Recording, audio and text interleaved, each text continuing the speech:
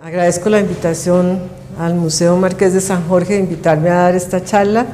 Para mí es muy satisfactorio, es un tema que me ha realmente apasionado y voy a tratar de transmitirles a ustedes esta información. El trabajo de las mujeres indígenas en las salinas del Altiplano de Bogotá, un proceso de larga duración. Los temas que voy a tratar tienen que ver con relacionar el espacio, el territorio y la sociedad, la temporalidad y las ocupaciones humanas, la vida cotidiana en el trabajo de la sal y por último tratar el contacto cultural, resistencia y transmisión de saberes. El Altiplano de Bogotá se encuentra en las Andes centrales de la cordillera oriental colombiana, es en esta parte que señalo, y en este altiplano de Bogotá y que también abarca otra parte de Cundinamarca y Boyacá, se asentaron los muiscas en el siglo, pues estaban presentes en el siglo XVI, pero hay toda una trayectoria larga en la zona sobre ocupaciones humanas. Al referirme a los indígenas que explotaron la sal, pues es importante hacer referencia de la zona donde tenemos las principales salinas de esta parte del altiplano de Bogotá, que son las localidades de Zipaquirá, de Nemocón y de Tausa. Estas salinas tienen una tradición milenaria en lo que es la elaboración de sal y corresponde principalmente a la zona del altiplano, la de Zipaquirá, Nemocón, parte de la sabana, y Tausa ya queda en una zona más de estribaciones de montaña, donde se divide la sabana de Bogotá con el valle de Ubaté.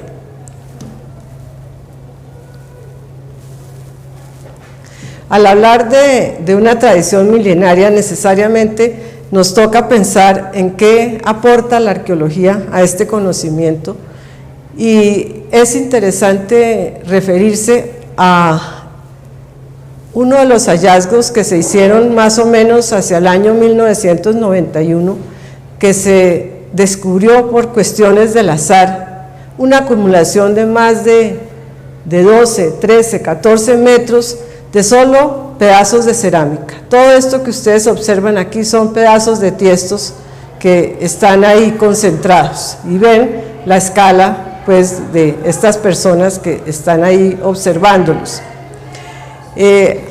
Al tomar como referencia este perfil, donde está estratificado mucho este contenido, nos da cuenta de muchos momentos en el proceso de elaboración de sal. Esto corresponde a las salinas de Nemocón, como aquí se señala, y podemos pensar que aquí, a través de esta larga estratigrafía, tenemos una escala de tiempo de larga duración.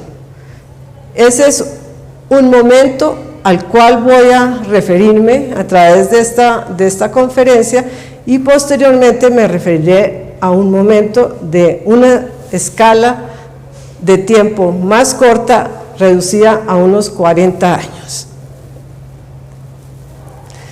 Pensando en esa temporalidad de larga duración relacionada con esa acumulación de tiestos, podemos observar que en el sitio de Nemocón y en el sitio de Zipaquirá, relacionado con la elaboración de sal, encontramos ocupaciones humanas que se referencian a través de lo que se conoce como el período Herrera, con una temporalidad entre 800 antes de Cristo, 800 después de Cristo.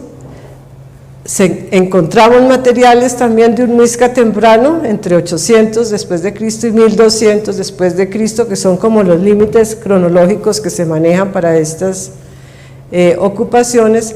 Y por último, el muisca tardío de 1200 después de Cristo hasta 1600 después de Cristo aproximadamente.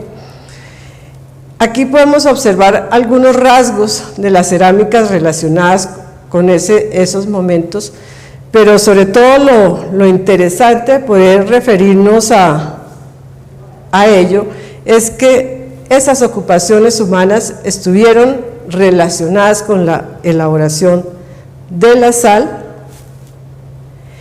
y podemos observar en esta imagen,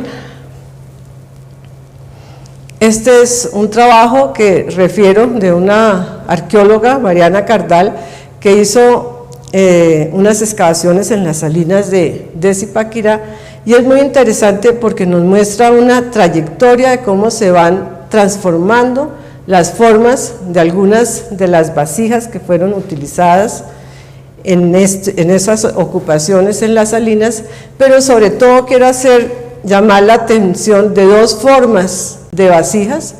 Esta, que es una forma relacionada con una vasija tipo cuenco, de una boca grande, y una vasija de tipo campaniforme, como esta, que se asemeja a esta, porque son vasijas que fueron relacionadas con el proceso de elaboración de sal.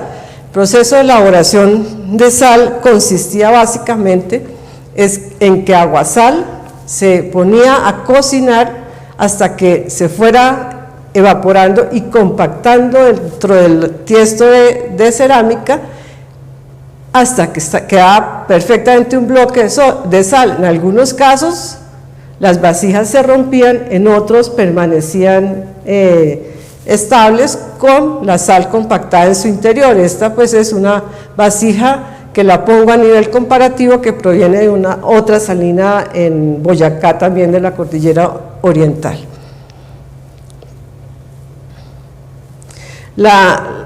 Los primeros datos que podemos encontrar en esta larga trayectoria son más o menos de 270 años antes de Cristo en Nemocón y de 50 años antes de Cristo en la salina de Zipaquirá. Entonces, esto es lo que creo importante resaltar en este proceso de larga duración, pero pues más adelante voy a insistir en algunos temas.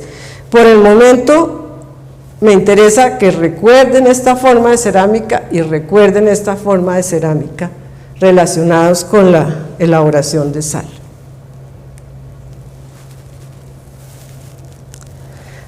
¿Por qué fue tan importante la sal para estas comunidades prehispánicas? Porque a través de la sal establecieron toda una serie de intercambios, las diferentes sociedades que ocuparon este altiplano, y que tiene que ver con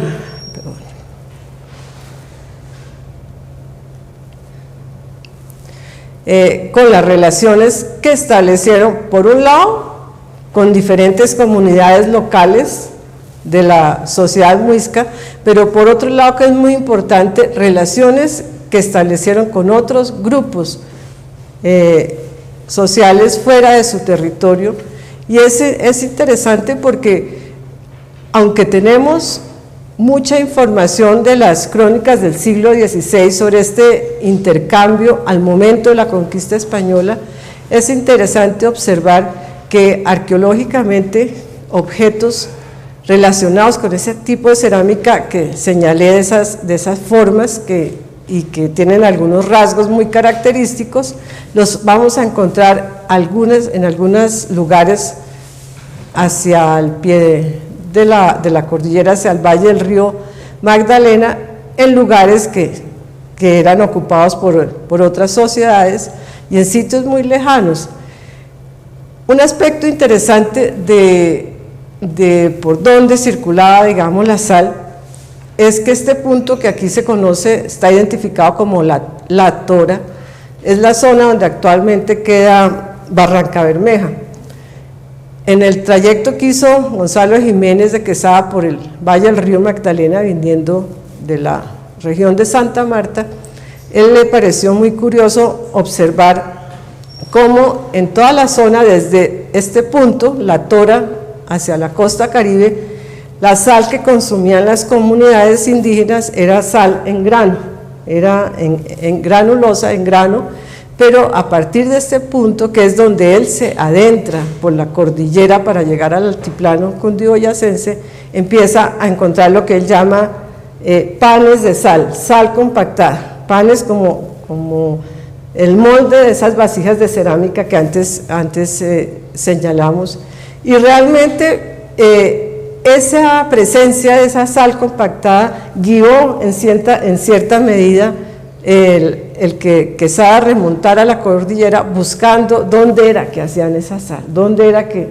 le contaban de voz a voz dónde hacían esa sal, y existían unas casas que llamaron los españoles como casas de contratación, donde los indígenas acumulaban como una especie de almacén mercancía, que eran la sal y sobre todo mantas de algodón que se tejían en esta parte, y que generó un intercambio muy importante por toda esta región.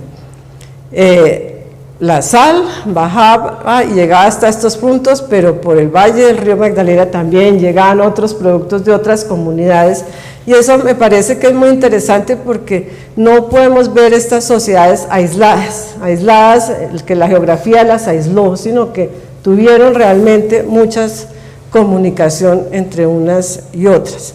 Lo mismo sucedió hacia el sur, y se tienen relaciones de algunos puntos de intercambio. Esta es la región de Honda, y más al sur hacia la región de la actual ciudad de Neiva, pero donde el río fue fundamental, pero también hubo mucho movimiento por las partes altas de la cordillera, que es algo bien interesante porque aquí tenemos todo lo que se configura como el páramo de Sumapaz, y por ahí también se movió mucha gente. Pero esta manera de circular los productos de mano en mano, o gente que se especializó en llevarlo a lugares apartados, esto va a cambiar con el momento en que llegan los españoles. Y ahí es donde yo quiero hacer énfasis y resaltar algo de lo cual no he empezado a hablar, y es el rol de las mujeres indígenas en todos esos procesos que en el momento que llegan los españoles producen un choque cultural muy fuerte, pero vamos a ver cómo lo puedo, transmitir a ustedes con relación a este trabajo en la elaboración de sal, cómo lo podemos ver.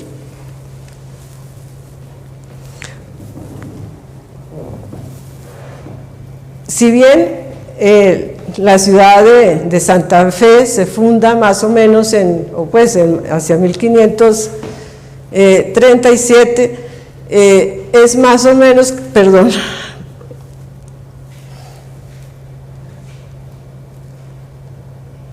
casi un siglo, no un siglo, pero como unos 60 años después de la fundación, hacia 1590, los indígenas pudieron beneficiar las salinas que tenían en sus territorios libremente, y lo intercambiaban la sal con los encomenderos, y llegaba a las ciudades a través de los encomenderos, o de ellos mismos la sal, o de las villas, de las pocas ciudades coloniales que estaban en el altiplano, Tunja, Santa Fe, y de algunas de las villas que eran agregaciones, pequeños poblados, pero de españoles, pero mucho más pequeñas. ¿Por qué fue importante para los españoles establecer un control de la sal? Porque ella circulaba libremente, llegaba para los usos de condimento, en fin, que utilizaba para otras labores que utilizaban la gente que establecía en Santa Fe, y fue importante para esto, para la explotación de las minas de plata en Mariquita. Las salas necesitaban, en el trasfondo se ve una serie de molinos de esto es algo una imagen de la Comisión Corográfica, donde muestra uno de los antiguos molinos de explotación de plata en las minas de Santana, cerca a Mariquita. Entonces, se requería de la sal y para la explotación de los molinos que tenían en Mariquita, requerían mucha sal, más de 7,000, no sé en este dato el dato exacto frente a la cantidad de molinos que tenían, pero pues realmente salían a veces, cuando ya establecen el monopolio de las salinas, salían de algunas de las localidades donde se producía sal, alrededor de 100 mulas cargadas de sal para llevar al Valle del Magdalena. ¿Pero para el consumo humano o para mover la máquina? No, la sal se utilizaba para el proceso de limpieza de la plata, de la plata que sacaban, sí.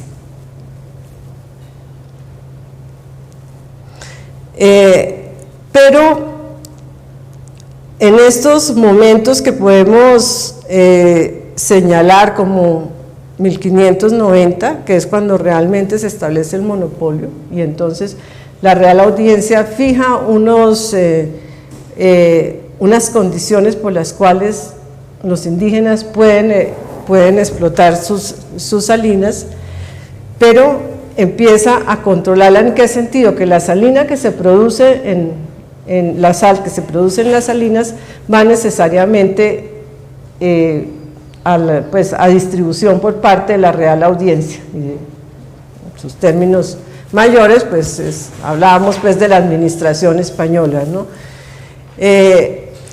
Los encomenderos tienen que velar porque eso se cumpla, pero surge una figura en esas finales del siglo XVI, de 1590, que es el corregidor de indígenas o corregidor de naturales, y ese corregidor de naturales es el que tiene que administrar los indígenas que se van a organizar para el trabajo y organizar la mano de obra indígena en muchas actividades que van a ser importantes para el desarrollo de las ciudades, pero donde se va realmente a abusar de la mano de obra indígena muy fuertemente, y que es a través de la figura que se denomina la mita, que era un trabajo compulsivo, obligatorio, que a veces les pagaban algo, pero generalmente eso no se cumplía a satisfacción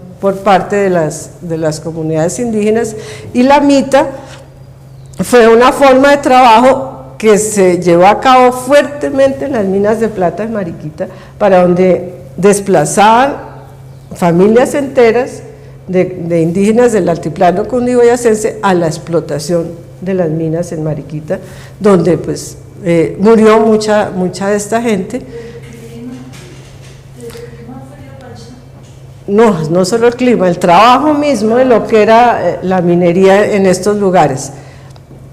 Entonces era de las minas de Zipaquirá a las minas de Mariquita. Ya les cuento, pero la sal que viajó, digamos, para las minas de plata en Mariquita fue principalmente de las salinas de Nemocón, ¿no?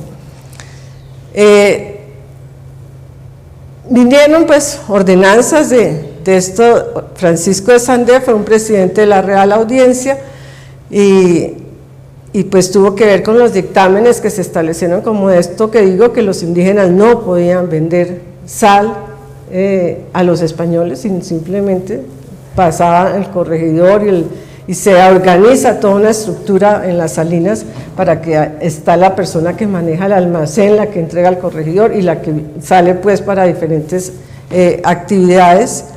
Se crean almacenes de sal en Santa Fe, los llaman los alfolíes, es un nombre de origen árabe, pero eran los almacenes, los depósitos de sal, y ya empieza la distribución que puedan hacer de otra manera, pues ya en las ciudades, pero a los indígenas les cortan totalmente las alas en su distribución de la sal, que libremente tenían antes, como les señalé, mostrándole el mapa donde pues circulaba la sal por una amplia región. Estas ordenanzas van a ser las más complicadas para los indígenas, porque este señor Francisco Beltrán y Caicedo, es interesante estudiarlo, diría yo, porque él tiene minas en Mariquita, posee una encomienda en Suezca gigantesca, y va a ser el que, al ver que las minas de plata en Mariquita están no están produciendo en la cantidad que debieran porque les falta sal, para la separación del metal necesitaban tanto sal como mercurio, y les estaba escaseando la sal. Entonces van a establecer unas cargas muy grandes para las comunidades indígenas en cuanto a la elaboración de sal. Entonces esta es una escala de tiempo de corta duración a la que yo me voy a referir, que son básicamente estos primeros 40 años.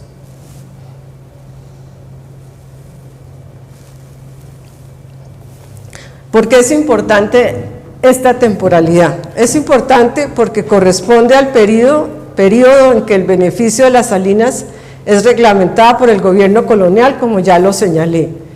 Hay nuevas formas de organización de la población en el territorio, la agregación de la población indígena en los llamados pueblos de indios y la constitución de los resguardos. Eso también va a ser clave para ese momento, en el sentido que principalmente el patrón de asentamiento que tenían los indígenas era disperso. Existían algunos lugares más nucleados, como era el cercado del cacique, pero en general el patrón era disperso, y los agregan en lo que llaman pueblos de indios, en donde se tiene que construir una capilla, se tiene que hacer un trazado urbanístico a la usanza española, de la plaza, de las retículas, y obviamente al sacar a los indios de sus campos, de sus viviendas que tienen en la parte rural,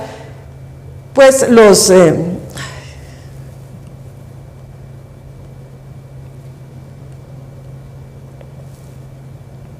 delimitan unas zonas de resguardos y se libera tierra que se otorga en mercedes de tierra a pobladores españoles pobres.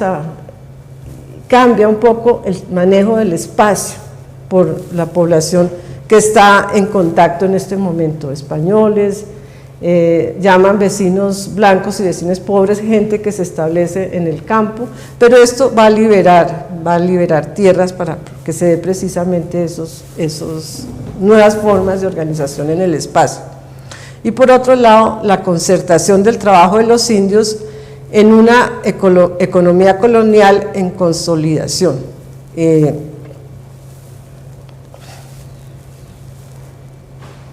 Dentro de los referentes conceptuales en los cuales organizo esta información es considerar la vida cotidiana, es una mirada más como desde la microhistoria, conocer la vida cotidiana de estos pobladores, pero en relación con el trabajo en la elaboración de sal únicamente, porque la vida cotidiana nos puede abarcar muchas cosas, pero esto lo estoy relacionando principalmente con el trabajo.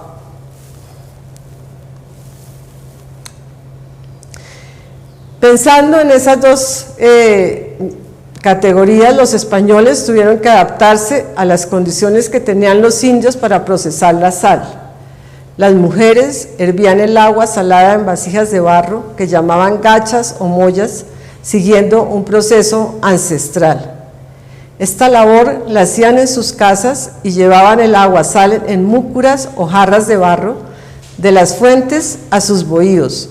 Los hombres y los niños colaboraban en el acarreo de la leña, por lo que la actividad de elaboración de sal era de carácter familiar en función de de los recursos que necesitaban para el proceso, ¿no?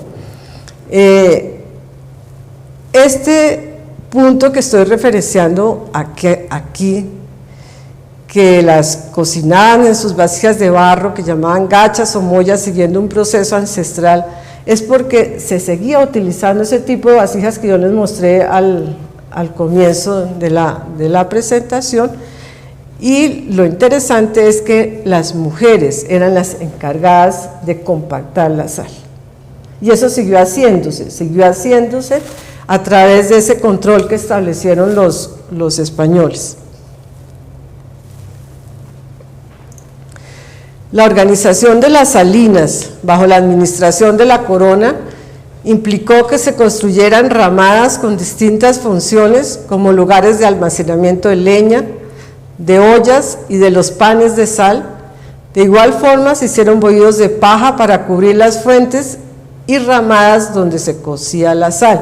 Esto es un dibujo muy interesante, hice una aproximación a un detalle del mismo, que es más o menos del año 1806, de otra salina, de la salina de Chita en Boyacá, pero es un poquito que nos refleja todas esas disposiciones que dio la Real Audiencia, ¿no? Ya las mujeres no recolectaban su agua en sus ollas y las llevaban a sus casas a cocinarlas, sino que tenían que acudir a hervir el agua en lugares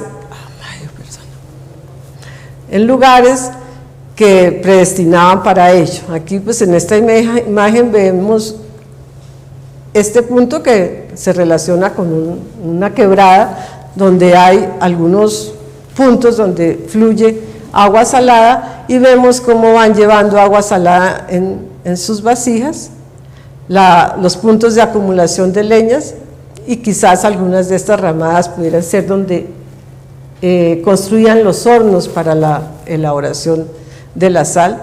Tenemos la acumulación podría ser panes de sal o vasijas ya con su sal compactada. Entonces empieza a forzarse el trabajo solamente en estos lugares. Perdón, entonces la sal no se encuentra solamente en minas, sino también en los ríos, ¿sabes? Es que la explotación de galerías subterráneas se da en siglos posteriores a lo que estoy hablando, ¿no? Por el momento, la sal son depósitos salinos que están de manera subterránea, y por donde fluye agua y pasa cerca donde están los domos salinos y vuelve a la superficie, esa agua se va infiltrando con agua sal, va como lamiendo las rocas de sal, y lo que beneficiaban era el agua sal en esta época. Eso cambia con el tiempo, pero pues porque hoy conocemos lo que son la salina de Zipaquirá subterránea o la salina de Nemocón también subterránea, con otro tipo de explotación.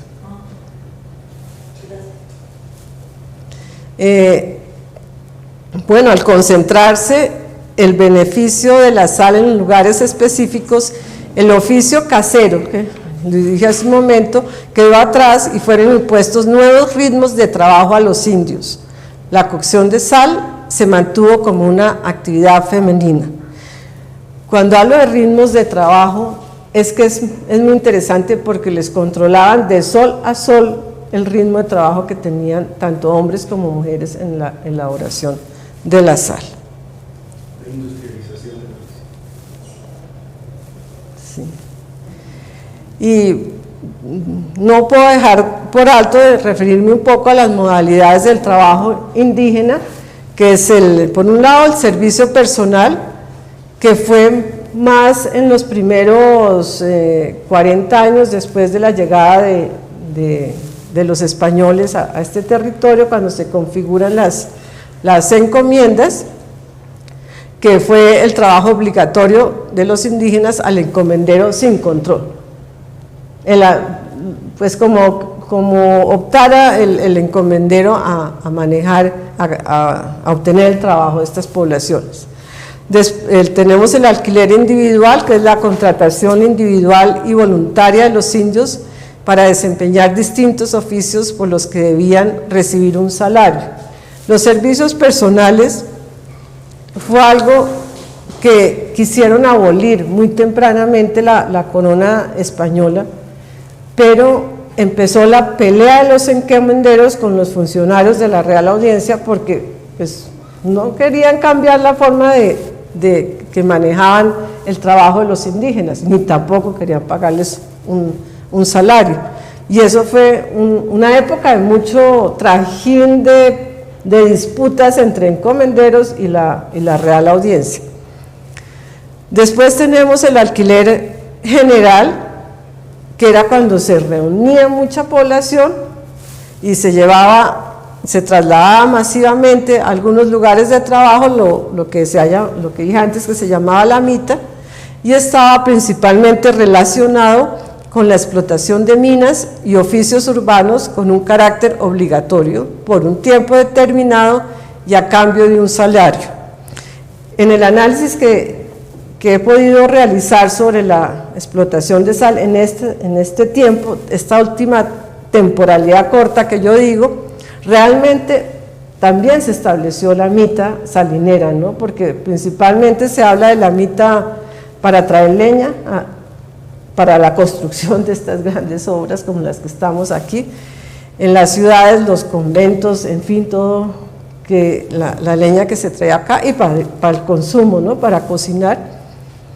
Y demás oficios urbanos porque empiezan otro tipo de actividades y pues en la explotación o elaboración de sal también se dio ese trabajo.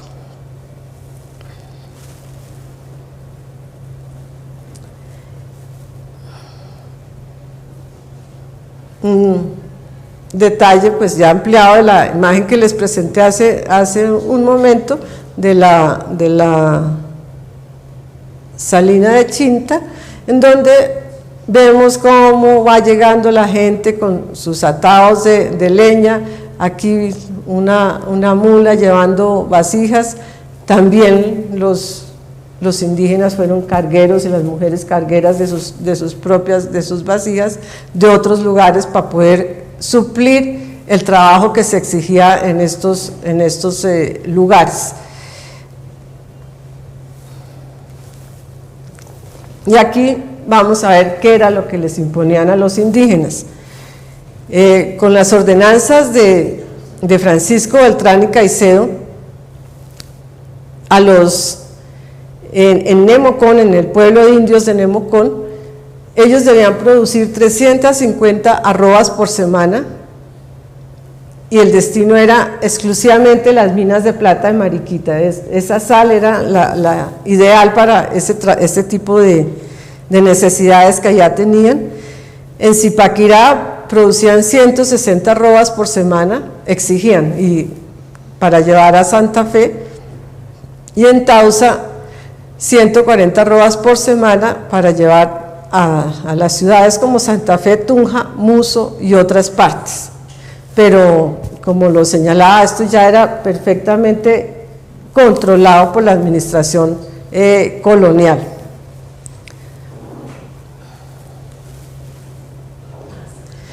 Y en estos años este era el número de indios disponibles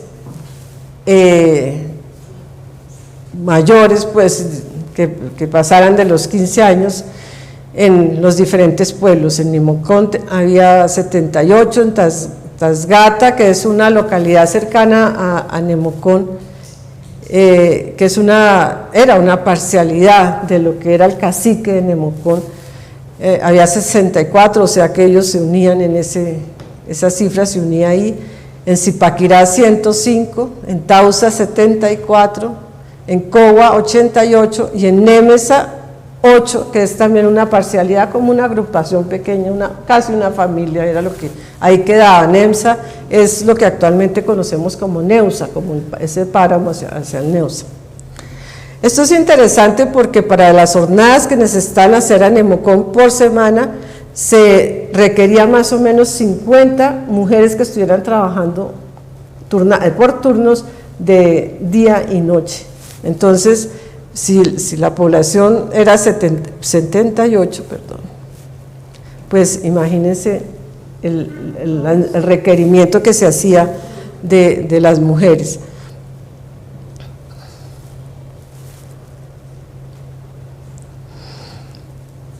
Para esa producción de 350 arrobas de sal por semana, se tenían que hacer 22 hornos. En cada horno se manejaba alrededor de 4 ollas, eran ollas que ya se había aumentado el tamaño de las que vimos en la imagen en que muestro la olla de forma campaniforme, y se tenían que traer 70 cargas de leña por hornada, o sea, en total más o menos 1540 cargas de leña. En mujeres, pues varía, pues hay en este dato que hago la conversión de cuánto en estas jornadas, se necesitaban 44 mujeres, pero se hacían otra jornada, se requerían más, y más o menos 100 a 110 hombres trayendo leña. Mejor dicho, no alcanzaba la población de Nemocón para acudir a todo este trabajo.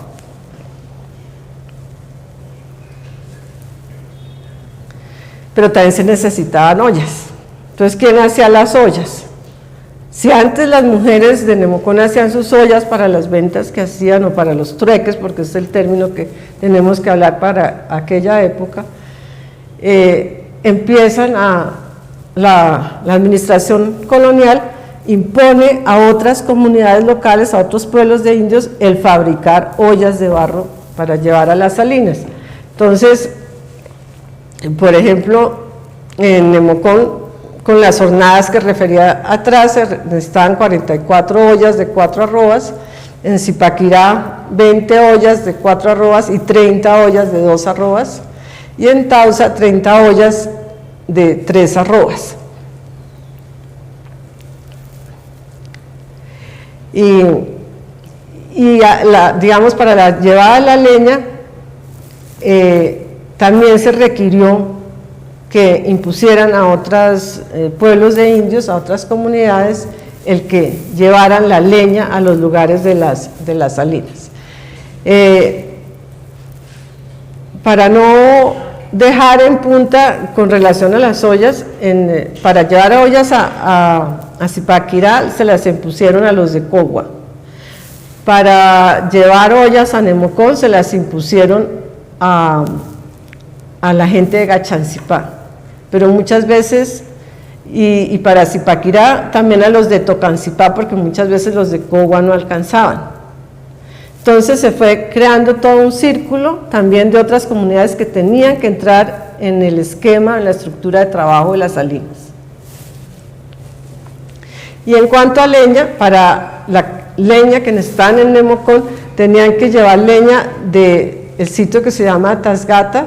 Eso corresponde hoy en día a una vereda que está entre Tausa y Nemocón, que se llama Rasgata. Es una zona que hoy está muy deforestada, y en esta época debió incidir mucho la traída de leña de esas zonas. Nemsa, que como digo es la región del Neusa, desde allá traían leña para Nemocón. De una capitanía que se llama Tibito Pacho, pero era del otro, hacia la vertiente de la cordillera, hacia el Magdalena, más hacia el sector de Pacho. Y en Tausa y de Sesquilé también les impusieron traer leña a Nemocón para poder cumplir con las jornadas. La madera que se utilizaba pues es la que refiero acá: el encenillo, el tuno esmeraldo, el gaque, el flojo, el amargoso, el aliso y el hugo. Y estas maderas pues no son muy gruesas, es una madera que tiene, no es el tronco, el palo no es tan grueso. En Tausa pues llevaban madera, la misma gente tausa, pero también del sitio que se conoce como Sutatausa, que también es una zona muy deforestada. Y en Zipaquirá la llevaban de un otro, estos son, realmente no lo he como resaltado, pero Tenemenquirá y Suátiva son pequeñas parcialidades, agrupaciones familiares que dependían del cacique, que tenían relaciones de parentesco y que entre sí y dependían del cacique de Zipaquirá. Pero pues ese tipo de localidades pues también tenían una ubicación en el espacio y de donde sacaban pues su madera para llevarla a las salinas de Zipaquirá.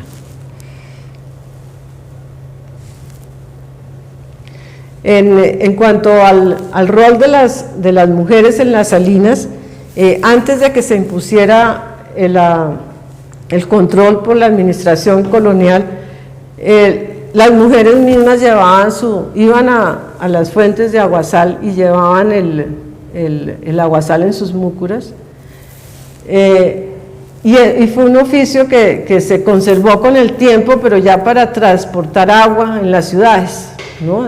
Que son las llamadas aguadoras. Y aquí vemos una imagen de José Manuel Grot, en donde reproduce una aguadora llevando una múcura en sus espaldas para transportar agua o pues líquidos.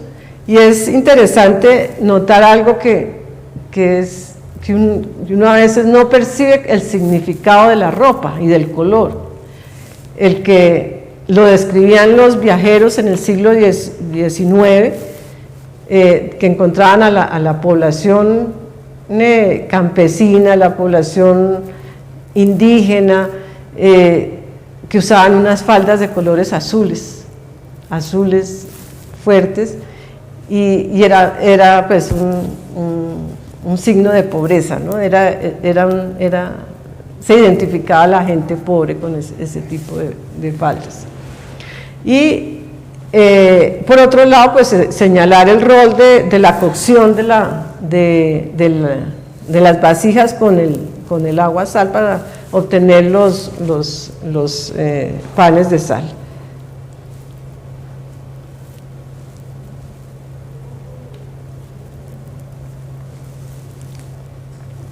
Pero las mujeres, cuando no estaban compactando sal en los hornos, también estaban ayudando a los hombres a traer leña. Entonces se convirtió en una labor también de tipo familiar, y este era el tipo de cargas de leña que llevaban hacia las salinas. Como ustedes ven, pues son varitas que no son tan largas, pero acuérdense que tenían que llevar más de 110 cargas para las jornadas que se hacían. He tomado como ejemplo el caso de Nemocón, y cada vez tenían que llevar a sitios más lejanos, se iban retirando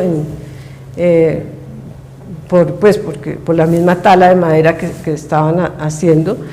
Y aquí pues vemos en este grabado también algunos niños, pero entonces se convirtió en un trabajo familiar también el de la traída de la leña.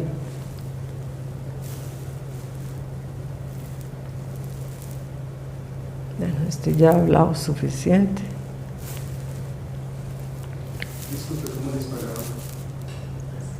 ¿No era con sal que les pagaban? No, a eso me voy a referir, casualmente. El salario de las mujeres. A las mujeres salineras, los corregidores les preguntaban que ellas cómo querían que les pagaran, ¿no? Que si les pagaban en dinero, o si querían, o cómo, porque también les pagaban en especie, les daban maíz. Ellas tuvieron que dejar sus cultivos para poder trabajar en esto. Entonces hay un cambio, y pues la unidad familiar tuvo que dejar también sus cultivos. Entonces empiezan a depender de ese salario, que a veces era en especie, eran totumas de maíz, Pero lo interesante que a lo que voy con el salario de las mujeres es que ellas les dijeron no queremos que nos paguen en dinero, déjennos seguir haciendo dentro de las jornadas de esas vasijas más alticas, como de 60, no, de unos 50 centímetros de alto, déjennos seguir haciendo la compactación de sal que nosotros hacíamos en vasijas pequeñas. Si recuerdan esos cuencos que yo mostré en otro momento. Y en lengua chibcha ellas dicen que esas vasijas las llamaban catalnicas, y era en las que ellas que les dejaron hacer esa sal y que ese era el pago para ellas, ¿no? Y esto es el punto que a mí se me hace muy interesante, porque pues ellas con esta sal que compactaban en estas vasijas la intercambiaban por coca, por maíz y otros bienes que necesitaban.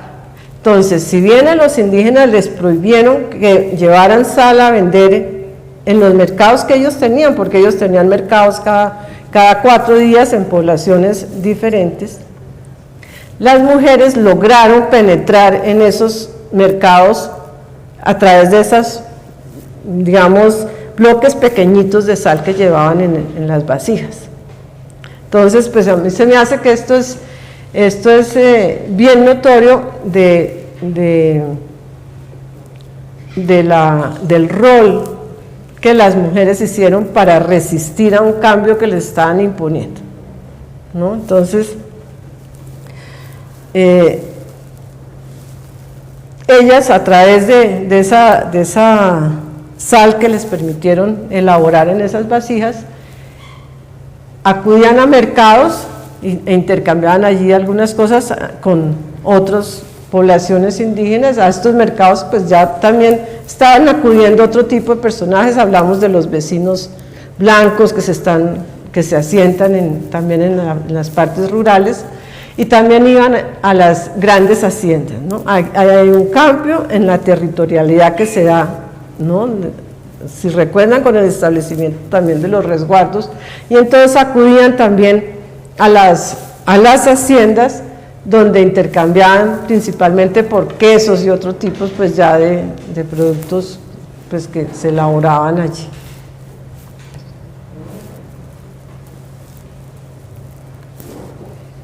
Y si hubiera sido el dinero, si hubieran aceptado el pago en dinero, ¿ese dinero es oro? No, era ya en monedas o en plata que les daban. Plata. Monedas de plata.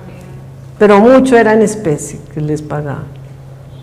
Eran 2 tomines, 3 tomines, cosas muy bajas. No tengo ahorita la cifra, pero era muy poco lo que les pagaban. Esa plata no hubieran podido haber comprado lo que necesitaban, el maíz, la coca. Pues lo interesante es que quienes, a ver, el mantener una tradición cultural para ellas era muy importante, porque el lugar de mercado no era solo el momento de intercambiar o comprar un producto, sino son también las relaciones sociales que se dan en los mercados, ¿no? Pero más allá digamos, de las reflexiones que usted me pone para pensar, hay una cosa de la cual no he hablado, y es que en esa época a los indígenas les exigían un tributo, tenían que pagar un tributo a la administración colonial, y el tributo principalmente era en esta zona en mantas de algodón y en oro. Algunas gallinas por las fiestas de San Juan, como dicen, que son las de mitad de año, en fin, otras cosas menores, pero lo fuerte eran mantas de algodón y oro. Y hay una cosa muy interesante, es que oro no hay en el altiplano.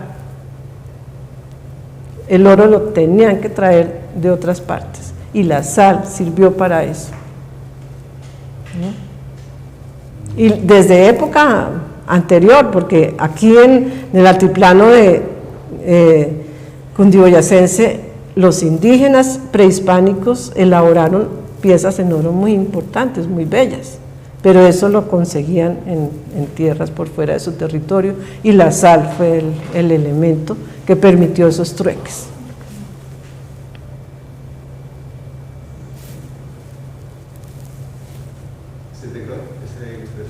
¿Qué? ¿Son de Grol esas ilustraciones? No, la anterior no, la anterior es de Ramón Torres. Sí. Y pues es el transporte, sobre todo de vasijas de barro, y pues es un rol en donde también vemos a la mujer en la elaboración de la cerámica, ¿no? Que tal vez no lo he hablado, y en ese intercambio pues que sigue dándose de la sal, también pues vemos cómo ya la sal pues ya en poder, en manos de otros indígenas, pero esa que cambiaban las mujeres, porque los otros salían, como viste, a robas cantidades, como señalé antes. Tenemos esta imagen que también se me hace muy, muy interesante, que es un indio conductor de sal por la laguna de Fúquene y el río de la Balsa. Son unas imágenes, creo que es Gutiérrez de Piñeres, que están en el repositorio digital de la Biblioteca Luis Ángel Arango, que se me hace muy bella porque lleva ahí los panes de sal en la embarcación por la laguna de Fúquene, algo que hemos realmente olvidado, ¿no? de la importancia de estos lugares, ¿no?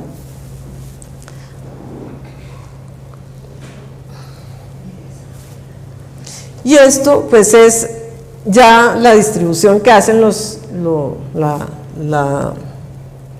digamos que se hace a través de los depósitos de sal en las ciudades. Este es un vendedor de sal en Santa Fe, en donde aquí vemos un bloque de sal y aquí ya los pedacitos de sal partida para vender por pedazos a la gente. Entonces se ven diferentes niveles, ¿no? Vemos el que va en la canoa, a él le llegó la sal muy seguramente por las mujeres indígenas que intercambiaron con esas vasijitas. Este ya es el almacén, que es de donde distribuyen y la gente empieza a vender pues más al menudeo para el abastecimiento de la ciudad, ¿no?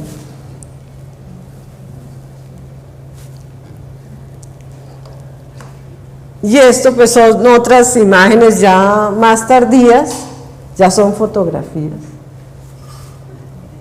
Y es el tipo del leñero que trae para las cocinas, y la mujer indígena sigue con sus vasijas de barro trayendo. ¿No? Es que eso es lo interesante, que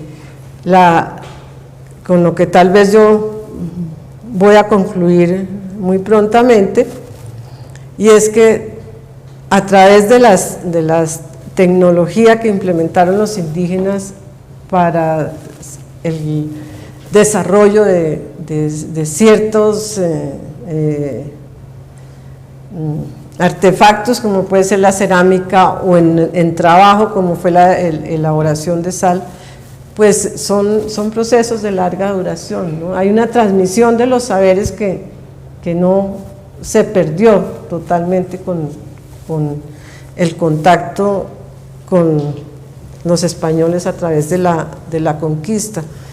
Y aquí tenemos, para recordar la forma campaniforme de la vasija con el bloque de sal, tenemos las ramadas que hacían para hacer los acúmulos de los bloques de sal. Aquí tenemos una ramada que estaba en pie en el año 1973 en Nemocón, con los costales llenos de pedazos de bloques de sal, Y aquí atrás vemos esto que en este punto vemos, son vasijas de barro, en las que todavía compactaban sal en la década de 1970 en Nemocón.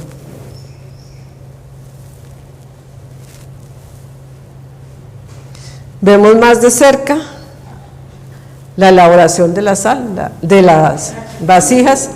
Ya es una actividad para este tipo de tamaño de ollas, es más de los hombres. Aquí vemos trabajando la elaboración de las vasijas, las hacen por partes, hasta llegar a este tamaño de vasijas, que más o menos en altura tenían 1,70 m, y unas bocas como de unos 70 centímetros.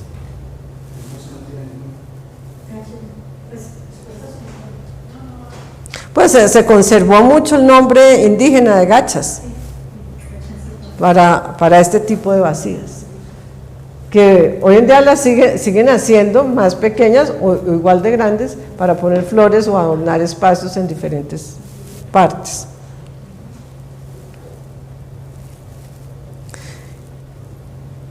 Y esto pues es como también a través del trabajo etnográfico que se pudo hacer en eso hacia los años de la década del 73, se puede ver cómo era que organizaban los hornos para la compactación de sal. Aquí estamos viendo una organizada de un horno. Obviamente aquí ya cambia, ya no es leña, ya es con carbón, los hornos ya tienen unos espacios mucho más cerrados. Toda esta parte entre olla y olla, que se acuerdan que acá eran donde ponían las ollas las indígenas entre las catalnicas, todo eso lo llenan de arcilla, hacen unas estructuras y lo cierran con arcilla para conservar el calor que entra por debajo de los hornos y poder compactar la sal. Para que un bloque de esos de sal de ese tamaño de vasijas, pues todo el tiempo hay un señor o varios que están llenando de salmuera o aguasal las vasijas.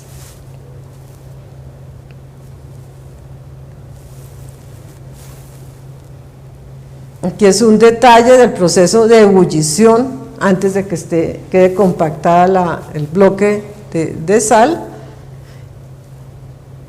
Y esto pues son entre olla y olla la arcilla ya cocida, ¿no? que ya genera pues pues cierra el horno, ¿no? Realmente para poder cocinarlas. Y esto es lo que se conoce como el desmonte de los hornos. Una vez que está compactada la sal, muchas veces la presión misma del proceso de compactación rompe las vasijas y queda el bloque de sal, pero pues estos son bloques gigantescos y entonces se parte y lo que empiezan a vender son ya por el peso de los pedazos que se sacan. Y aquí vemos, como para terminar, otra vez una mujer campesina en la década de los 70 recogiendo esos pedazos de sal en otro proceso. Obviamente hay un cambio en las funciones y ya tardíamente, pero en ese lapso de tiempo que yo llamo de corta duración de los 40 años de control de la corona española, el rol que desempeñaban las mujeres fue realmente importantísimo con relación a mantener viva una experiencia y unos saberes que se fueron transmitiendo por esos años. Hay épocas que están por estudiar con detalle, porque esto, como ustedes ven, es más desde una mirada muy de la microhistoria, que es acercarse a un mundo también que a veces es muy intangible, pero que nos ha nutrido de este tipo de información. Y pues yo creo que pronto a concluir con esta presentación, mirando ese proceso de larga duración, les muestro cómo una región nos trae más o menos desde 270 años antes de Cristo, todo ese recuento, digamos, de estas sociedades que elaboraron sal, pero en el siglo XIX cambia la manera de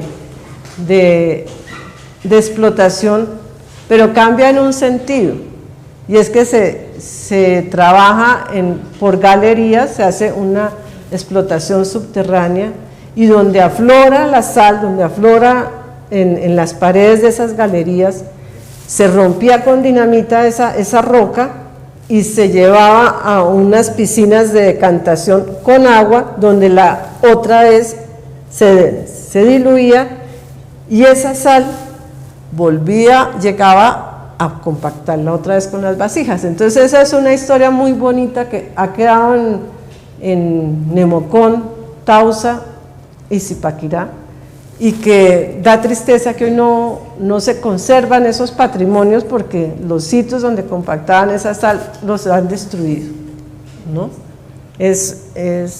Y lo traigo pues como trayéndolo pues hasta el presente, de entender cómo nos llega hoy en día la sal a un salero, pero es que hay mucha historia detrás para que nos trae a entender cómo fue ese proceso acá en esta zona. ¿Acá abajo? A la izquierda.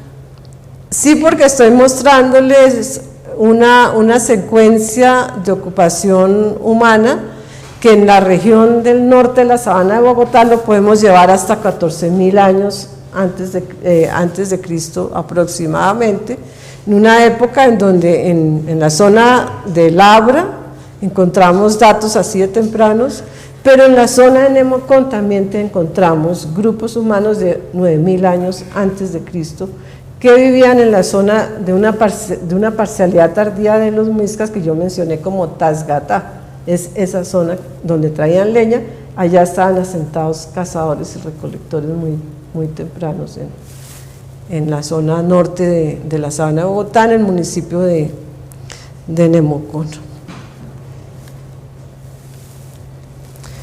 Y pues con esto termino.